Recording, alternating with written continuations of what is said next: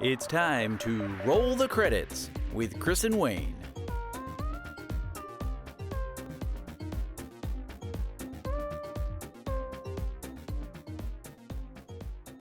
Welcome once again to Roll the Credits with Chris and Wayne. I'm Wayne Pyle. And I'm Chris Ty. And we are the official video podcast for the Hunter Mountain Film Festival. The Hunter Mountain Film Festival is running for 3 days this year from October 23rd through the 25th. And like almost everyone else, we are completely online. Make sure you check out all of the other great content we have online at huntermountainfilmfestival.com.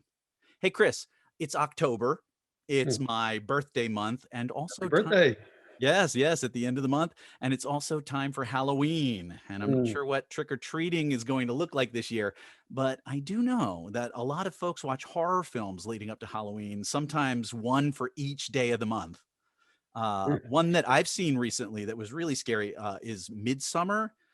Very scary horror movie about this like cult-like group of people in Sweden doing horrible things to each other. But if you go a little deeper, it's about a romantic breakup gone horribly wrong. That can be pretty scary. Yeah. That just adds to the tension in the film. Do you have a favorite horror movie?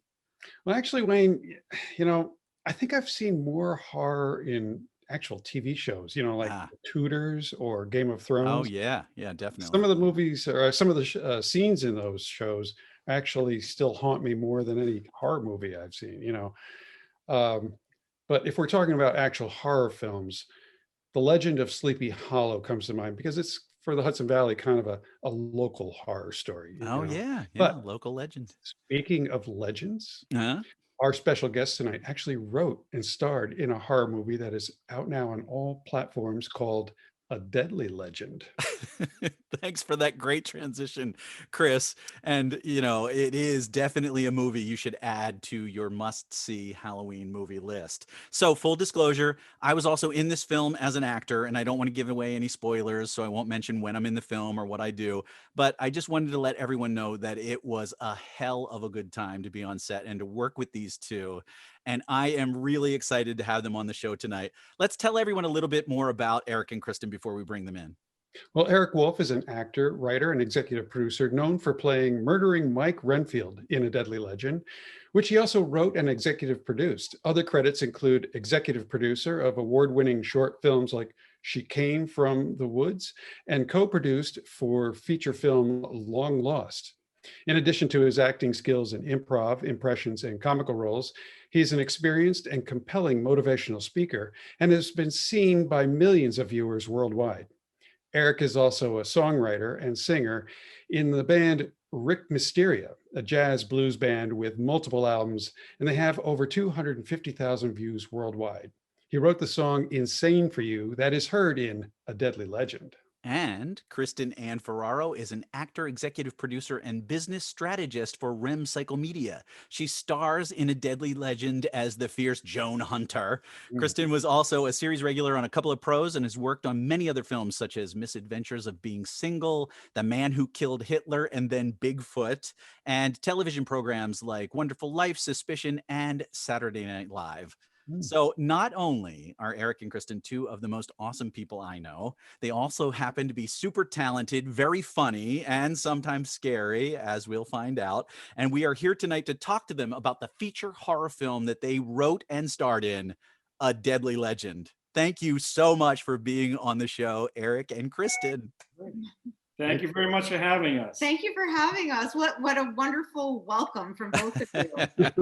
Well, thank you. We're so delighted to have you on the show.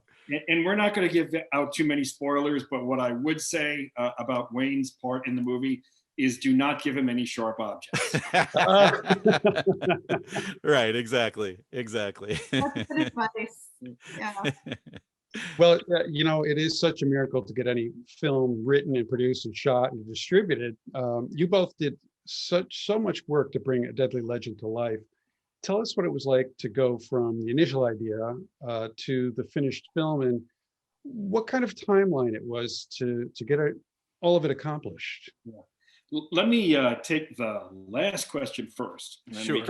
Trying to backtrack a little bit. Yeah. I would say that from the beginning of script to the actual distribution, where it hit the public eye was about 2.5 years. Wow. And yeah, and so a lot of feedback went into the script. I would have to say that the initial draft of the script was created in about 60 days, but it took almost 8 to 9 months to get everyone's feedback to be able to refine the script. And as a matter of fact, it kept refining itself all the way through the production Sure. and down to the editing room, right? And so I think that's a good piece of advice for everyone, is that it is in constant change and flux, and it usually is for the better, But then to casting, filming, believe it or not, in that 2.5 years, it was only 25 days of actual shoot. Wow. The rest was planning in the head of it, in the editing room in the back, and then finally the planning for distribution. I think, 2.5 years actually sounds fast to me from some of these stories that I've heard. Amazing that you were able to get it done. First of all, just the way things are out there, trying to get everybody together, all of the equipment that you need, all of the props, all of the casting.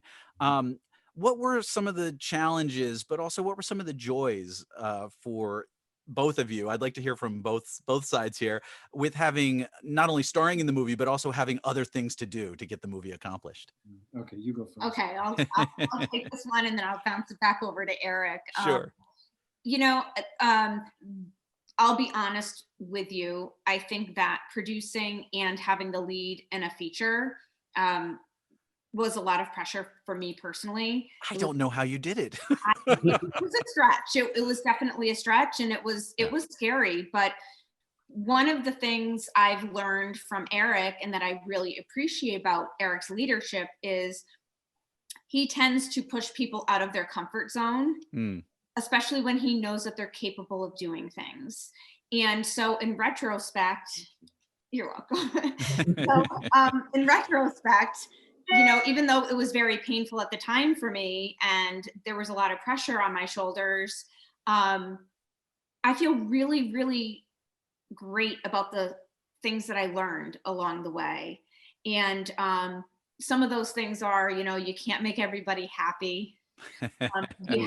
There's other things, for me as a business professional that I may worry about, that I had to put aside once I got on set and it was time to put my acting hat on. It was all about being in the moment and what's my intention for the scene.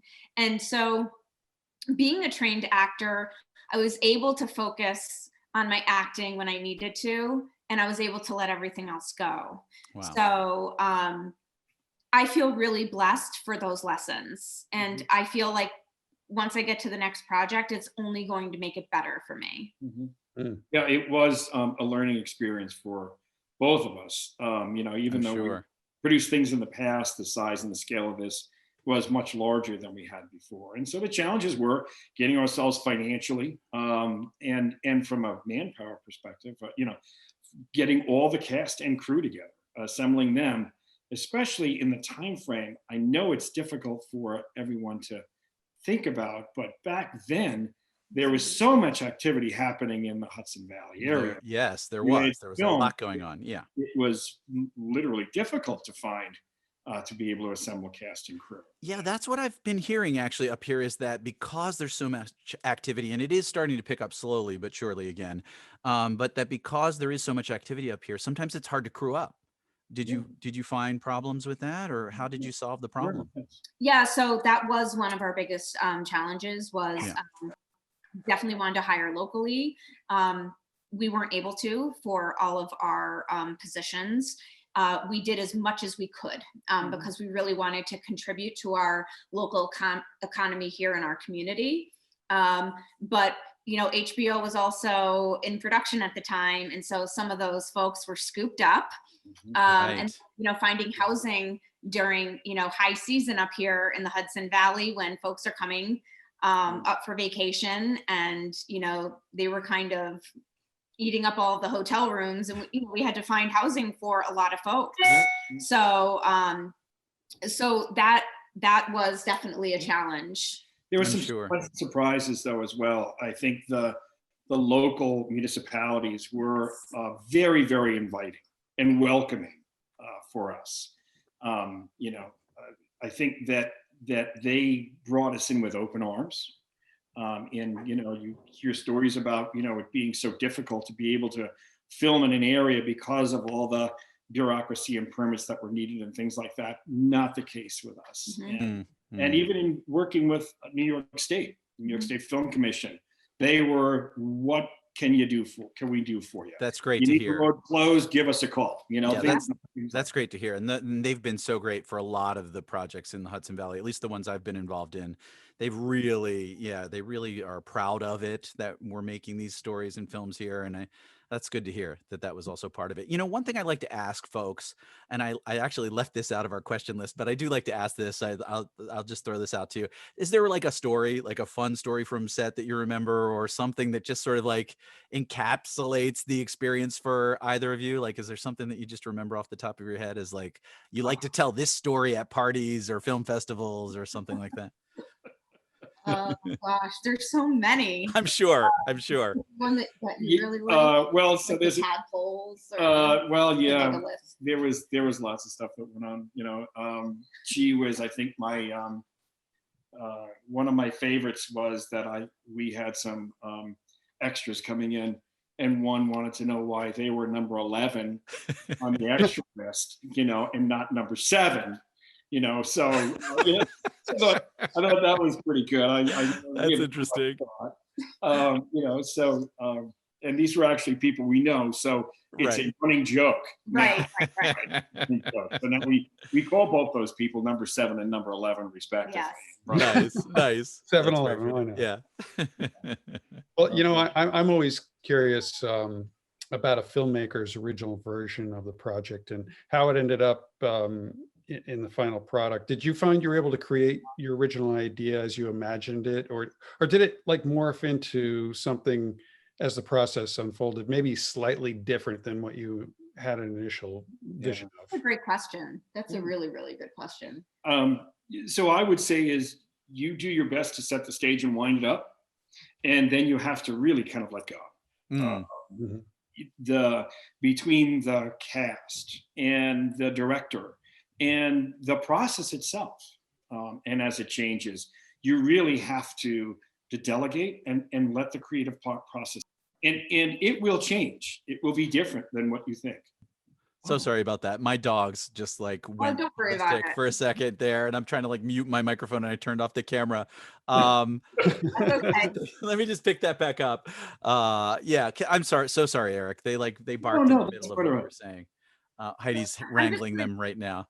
I'll make this easy for you, Wayne. I'm going to tag on a little bit to what he said.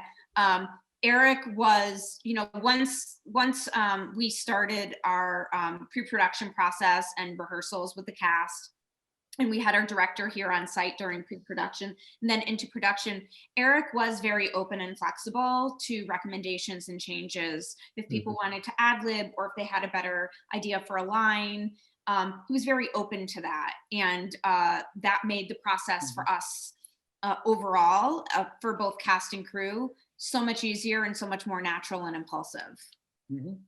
Yeah, I get that. Sure. Eric, you're the writer of the film as well. You told us it took you about all done in crayon. All done in crayon. Good. You're using those original tools to keep it going.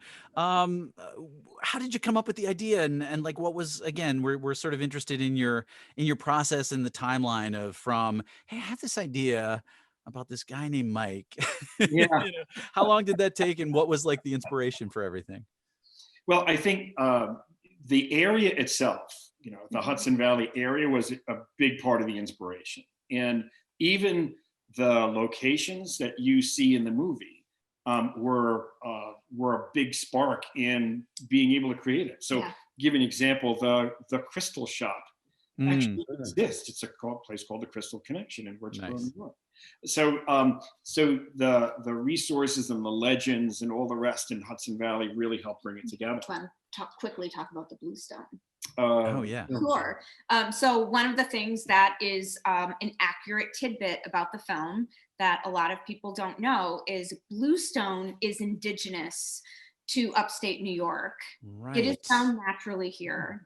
And even when you look at ads for quarries, they up here, they all specialize in bluestone. Right. Now, a lot of people don't know this, but bluestone is also found at Stonehenge.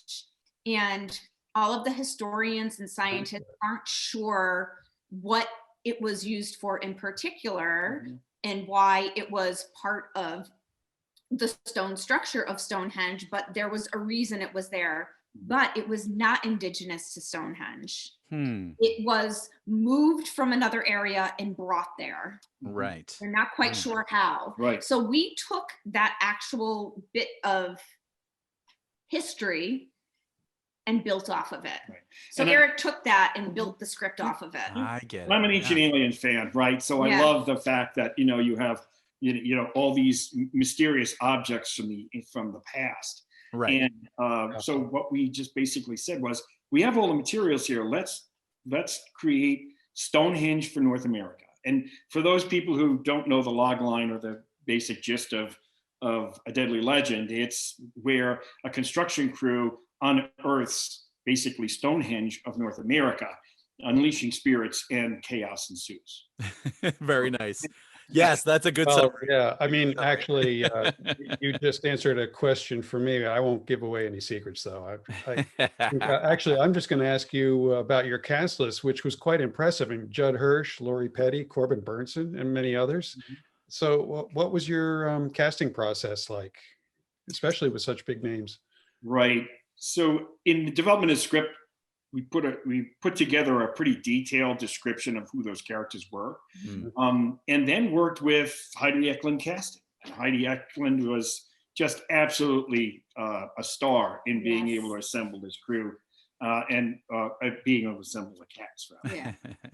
We're going to talk to Heidi at some point too, so we'll have good. her on the show as well. Yeah, We'd love to hear from her, and we really appreciated the gaining the experience of the casting process. You know, we've always kind of been on the other side of it, and it was nice to see who Heidi brought to the table through her expertise, and participate in, you know, auditioning folks and calling them back and being able to share feedback. It was wonderful, and she's just so easy to work with and a great negotiator. I think that's where that's how we got to, you know, a place where we had 3, you know, named celebrities in the film. Right. And I feel so sorry for Heidi because she had to work with me.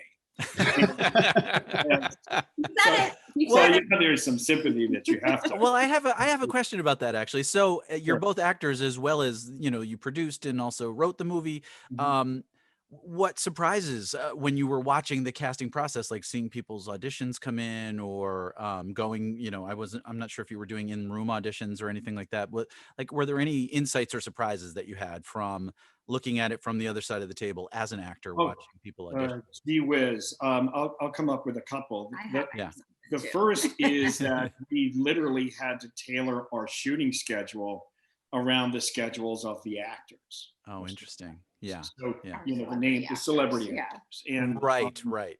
Yes, and as a matter of fact, there are certain scenes, which I'm not going to name. There's certain scenes where there have 2 celebrity actors in the same scene, and they never saw each other.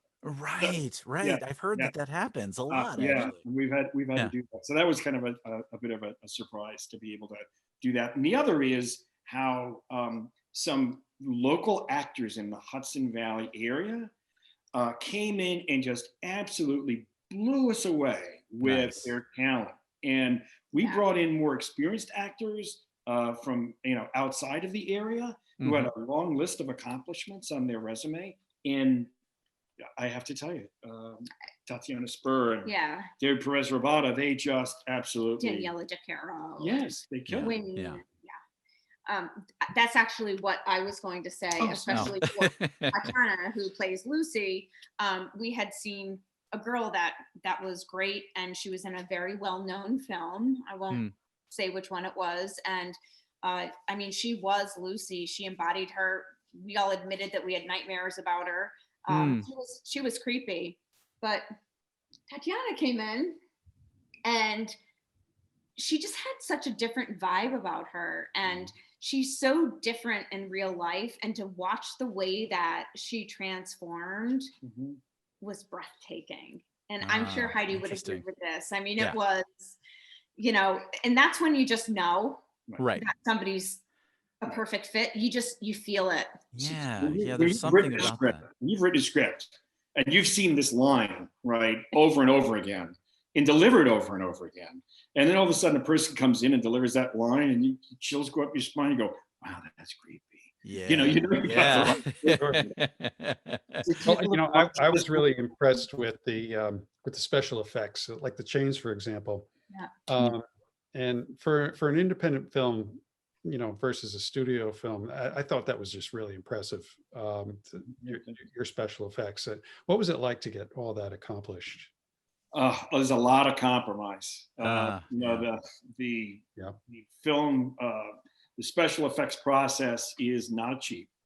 And what usually happens with a lot of films is that they run out of money before they even get to the special effects process, right? Right.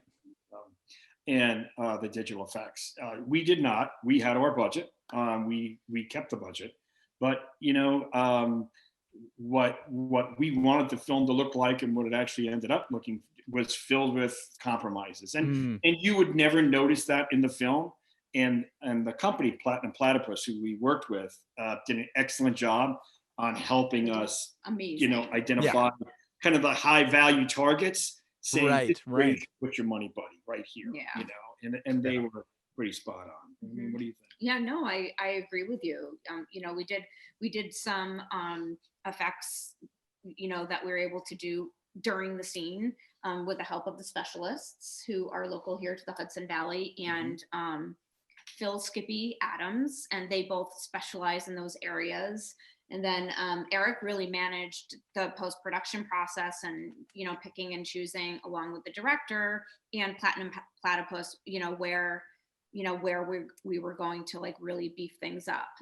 So as a matter of fact, you know, certain parts and certain scenes were almost deleted because the 1700 scene was almost deleted. I remember. Because it was going to be too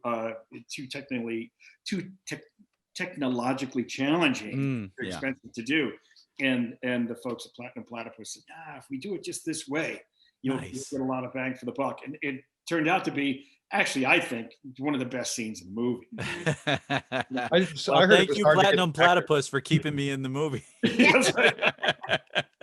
That's good to hear. That's good to hear. What were you going to say, Chris? I heard you say something. I heard it was just going to be too hard to get the actor.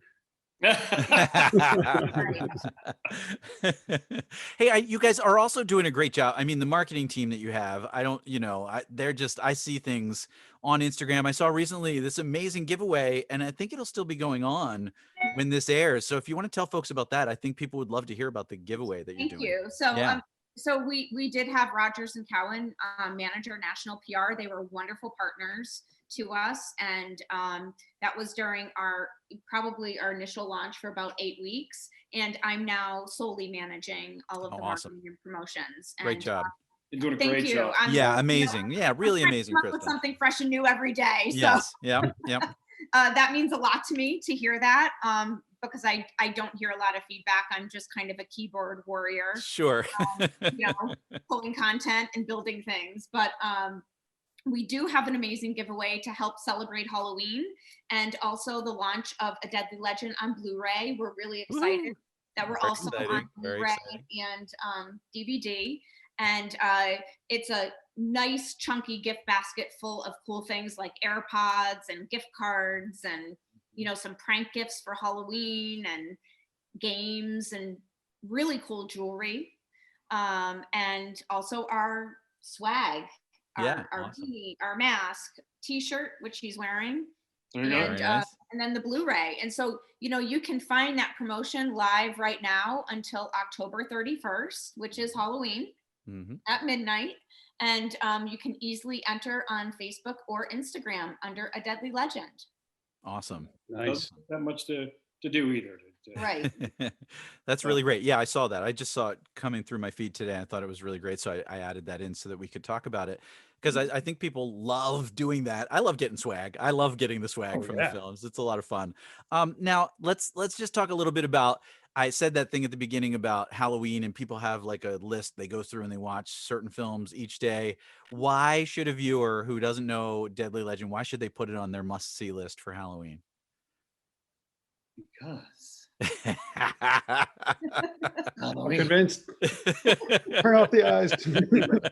I'm married to him. Because so if you don't, Mike will come and knock on your door and ask for a beer. Right? Or if you don't watch it, you're next. That's right. There you go. I'm going to just say a couple things about A Deadly Legend that people have to remember. It's not that scary. You're not going to be shaking or hiding. It has jump scares in all the right places. And there is some comedy woven in there to help alleviate the tension. And, it's a little kind of, kitschy, and it's a fun film. Right. It is. It's a campy horror film. And I think that's the key. Yeah. There's a great reason to watch it is you can watch it with your family. Yes. Right? You'll all have a good time, and you'll all have a favorite part, and you'll all be talking about it when you're done. Great. Great way to say it. My 10-year-old saw it. He loves it. I love it for the reasons that you mentioned, and I think people should put it on their must-see Halloween list. I think there could be a spin-off, Renfield's Eyes. Oh, there you go. Actually, yeah. leads me to my next question. Will there be a Deadly Legend 2? And what kind of timeline are you looking at getting it out there, if so? Well, so that's a really good question. So yes, we're in script development. As far as timeline goes, the current environment is changing things. Right? Yeah. So it's really extending our timeline. We would have probably been in planning and pre-production already, even though the script is still in development. But we're with everything happening with the coronavirus and the current environment, the script really won't work right now, given the limitations that we have. Right. And so we're doing two things. We're going to see what we can do come spring. That's probably where we're going to start the wheels rolling in earnest.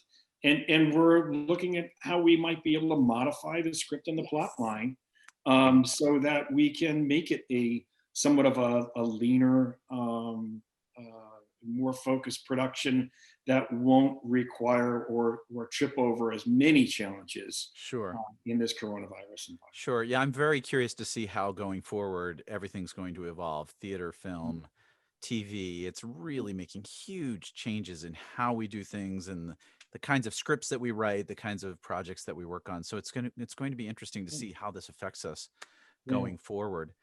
Before we say goodnight, is there anything else that you'd like to leave our audience with?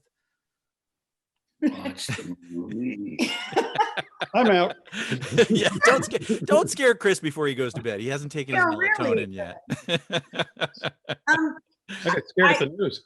There is one thing I'd like to say, especially for our local community here, is we've felt very welcomed by the film community here, and that's something that we're very appreciative of, especially being newer to the industry. We're really, really touched at everyone welcoming us with open arms. And another thing too is we take a lot of pride in our company's charter on diversity and ensuring that we are diverse in our hiring, both in front of and behind the camera. And it's something that we just take a lot of pride in, along with the amount of jobs that we were able to solely, as a very young production company, provide in the area. Recognized and much appreciated. Yes, thank you. Really, really feels good. Yeah, and although we may be the face of the production right now, really have to hand it to the cast and the crew, for the director, including you, yes, for making a production that we really feel very, very proud of. Great. So besides Instagram, how else can folks find you online if they want to find out more about the film? And we have a great website called adeadlylegend.com. So it's www.adeadlylegend.com. We are on Twitter, Instagram, and Facebook, and we have a pretty busy presence there. And you can just look us up under A Deadly Legend, and you'll find us with our black and white logo. Our black and red logo that looks like this. Yes. And you'll find all the information you need there. The red matches my eyes. Yes, yes, exactly. It does. And the film itself is available like 3,856 places, but what's it? We were Yeah. very lucky to get distribution with Gravitas Ventures in the US and Canada. And go to deadlylegend.com. You'll find what platforms they're on, but we're on major cable for rent by Amazon Prime, iTunes, Google, PlayStation, you pretty much name it, and we're there. And Yes. for DVDs and Blu-rays, Walmart, and Amazon Prime. That's amazing. That's amazing. Eric and Kristen, thank you so much for joining us tonight. Always a pleasure hanging out with you thank two. you so much. Thank you for having me in your film. I really love it, and I love talking about it, so I was very excited to do this tonight. Before we go, we just want to remind everyone that the Hunter Mountain Film Festival will be online this year from October 23rd through the 25th at huntermountainfilmfestival.com. Please check out all of our other great content online. Chris, it's that time again. Time to roll the credits. Goodbye, guys. Thanks so much. Take care. Talk to you soon. Thanks, guys.